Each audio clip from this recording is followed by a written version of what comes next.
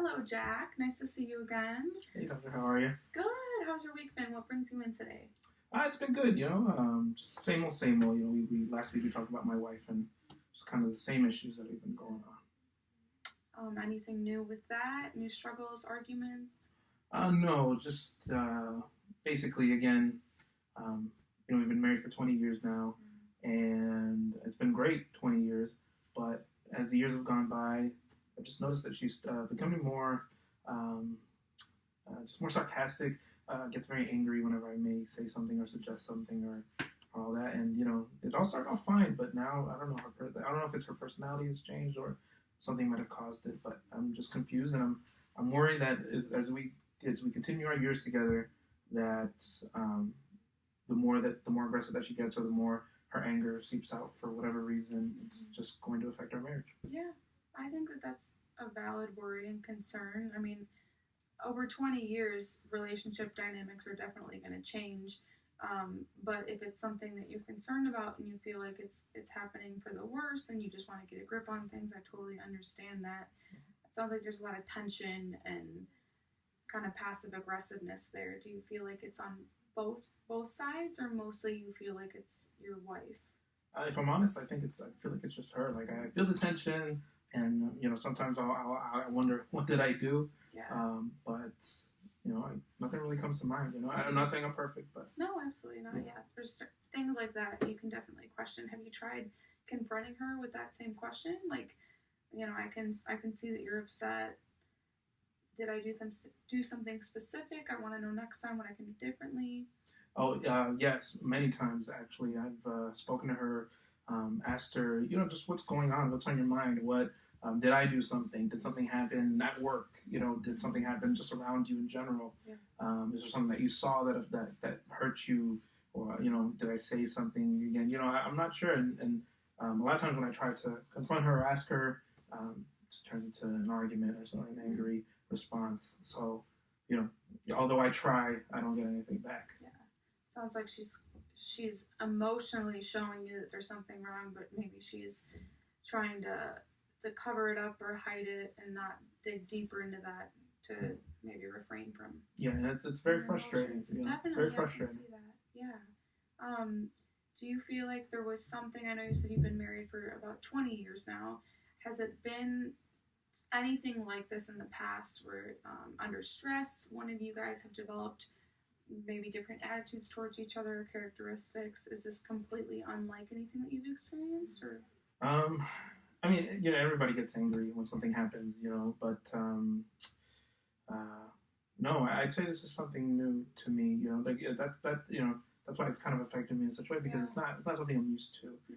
The only thing that I guess I can recall would be, her father passed away recently, and I know that was difficult for her. She was very close to her father, and I can only think that maybe there's something, that lack of her father is what's affecting her emotions at the time. I try to be as supportive as possible with it, and it was very recent, about a year ago, and while it is a year, but that's still her dad. Yeah. So that's the only thing I could think about, that maybe, but then again, this has been happening for a bit, so I don't know. Well, it's good that you recognize that there was a major, major situation that happened in her life that, for whatever reason, has affected her emotionally. I mean, I think most people can agree that a big death like that, to someone that you're close to, definitely affects your emotions and the way that you handle different situations. Have you felt like you have, kind of been there for her and been like the shoulder to cry on through all of that, or does it seem like she's really keeping that in? I think I've tried, and I think I have been. I could definitely say maybe there was more that I could have done, but I'm not sure what I could have said or done that could have made her feel better. Yeah. And I don't know. It really hurts me that in her time with me, maybe I wasn't there as much as I should have been. But I think I've been there for the past 20 years, and tried to be as supportive in anything that she wants to do. Mm-hmm. So, to be the person that I am, or at least that I think I am what I'm doing, to try to help her and be there for her, to receive this kind of response is kind of like, or at least this gradual response, is just it's it's crazy. It's not crazy, but it's weird to me. Why is it happening like this? Hard to wrap your head around. Mm-hmm. I mean, it sounds like your heart is in the right place, and that you've had the right intentions, and you've really tried to be there for her. But maybe you guys just aren't seeing eye to eye, or what you're trying to do, maybe she's not seeing. Can I ask you what normally happens when you do kind of get into an argument or confront each other about something? How does it end up ending? Do you walk out of it with a certain emotion, or? Normally the way that it ends is that, me and her may get riled up a bit. She'll yell. I'll raise my voice. Mm-hmm. I'll stay wherever I am. It could be in the living room, and she'll storm out, and then I'm just there. Yeah. Tension, just, you cut it with a knife. It just got even bigger, and now, we kind of just she goes to her side of the house, my side of the house, and we just kind of wait till the steam kind of goes away, till the heat cools off, It's like you guys forget about it, and then you can act normal, mm-hmm. maybe, but you know that it's going to occur again. Mm-hmm. Yeah. Tell me a little bit about, how would you, if I was your wife right now, kind of show me what you think you've done in the past to try to confront the situation, ask her what's wrong, how she's doing, about her day. You want to give that a shot? Okay, yeah. Her name's Stacy. So Stacy loves croissants, so I may just go down like a bakery, get her a croissant or something like that, and when I know I've buttered it up with a croissant or something like that, I'll confront the issue, and I'll be like, hey, Stace, last night you kind of responded to something I said very dramatically, or there was an issue, and I just want to know, like, did I do something? What's going on? Talk to me. I'm here for you. Something along those lines. Yeah. And she may not respond. She may not say anything. So I will now ask again, hey, I asked, is everything okay? What's going on? And maybe some more silence. And then after I've prodded again for the third time, I'll get like a burst of emotion, So that's kind of how it goes down. And then she bursts out of emotion. I may respond again. Maybe I'll prod again. She'll burst out again in emotion. I'll respond angrily. And then it's off the rails at that point. It just keeps spiraling down. Yeah. I mean, the thing is that you're telling me your side, and it really sounds like you have the right intentions, and I mean, you come here to discuss that, so it is something that you want to put energy into and resolve. It's hard for me because it does sound like you're making the effort. The only thing that I could possibly say that maybe we could try differently is the questioning after you don't get a response. Okay. Because that it could be that she's agitated, like, you asked once and she's not willing to share or open up, and that's hard for you to accept, of course, because she's still demonstrating that she's upset, but you can't do anything to resolve it, and so it's very frustrating for you. I think it sounds like she's struggling with her own emotions, and so whether it be something that you caused or that she's just struggling within herself, you can't bring someone to want to talk and resolve it if they're still going through it, which is very frustrating probably, and you're living in that home where the tension is there. Maybe I would recommend going about the question differently. So maybe you don't have to go to her with a gift, and while it is well meant, you could write her a letter. I don't know if you guys get home at different times of the day, but maybe she goes off to work earlier than you. You leave something in the morning, and when she gets home from work, she sees it, and she has the option to respond or not respond. And that way you're kind of avoiding the personal dynamic face-to-face where emotions can take over very easily, and she's able to sit and share what she wants to share without feeling like, if I share this little bit, he's going to push for this much. And I think that that's easier because emotions get the best of us. And so if it's something that's written down, there's a boundary there. And she might feel more comfortable doing that. That could be the first step for you. Have you tried anything other than, vocal communication to discuss that? I'll be honest, I haven't. And I hear what you're saying. I think that probably would be good. Maybe I should stop prodding, after the first time. Maybe it would be better just to kind of let her on her own. Maybe she'll come to me on her own, after I've asked, instead of just continually asking her, hey, what's going on?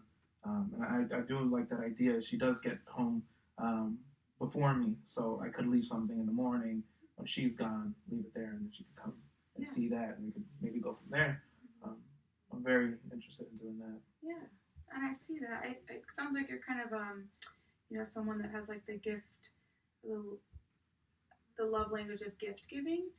So if you feel in the morning you wake up and you hope her day goes well and you want to leave her a box of chocolates or flowers to get home, you could definitely go about that as well. I mean, definitely take your own personal spin on it and let her see that it's from you and that you are being genuine and asking that question. Okay.